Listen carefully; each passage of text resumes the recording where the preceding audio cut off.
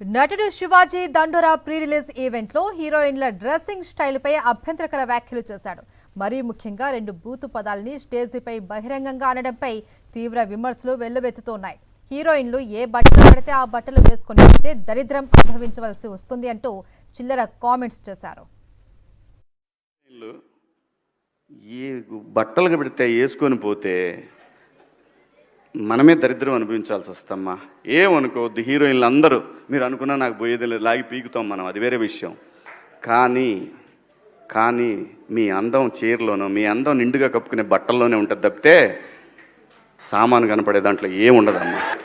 అవి వేసుకున్నంత మాత్రాన చాలామంది చూసినప్పుడు నవ్వుతూ అంటారు, కానీ ఎలాంటి బట్టలు ఎందుకు వేసుకుని కాస్త మంచి వేసుకోవచ్చుగా, బాగుంటావు కదా అనాలనిపిస్తుంది లోపల.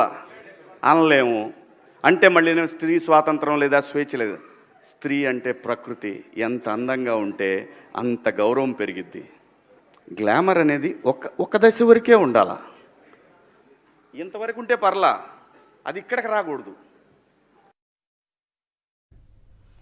శివాజీ కామెంట్స్ పై స్పందించిన సింగర్ చిన్మయి ఘాటుగా స్పందించారు. తెలుగు నటుడు శివాజీ బూతు పదాలతో హీరోయిన్లకు అనవసర సలహా ఇచ్చాడు. ఆ పదాల్ని ఎక్కువగా పోకిరీలు ఉపయోగిస్తారు. ఓ అద్భుతమైన సినిమాలో శివాజీ విలన్ గా నటించాడు. అలా పోకిరీలకు హీరో అయిపోయాడు. ఇక్కడ పాయింట్ ఏంటంటే పబ్లిక్ గా ఇలాంటి పదాలు వాడటం. ఆయనేమో జీన్స్ హుడీ వేసుకున్నారు. మరి ఆయన చెప్పిన దాన్ని బట్టి చూస్తే ధోతి కట్టుకొని భారతీయ సంప్రదాయాన్ని అనుసరించాలిగా.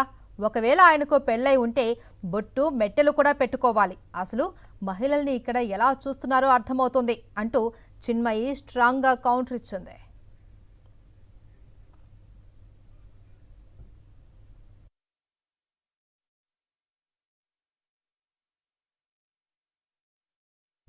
ఇక ఇదే విషయంపై స్పందించిన యాంకర్ అనసూయ నా శరీరం నీది కాదు అంటూ శివాజీ కామెంట్స్ కు కౌంటర్ గా పోస్ట్ పెట్టింది.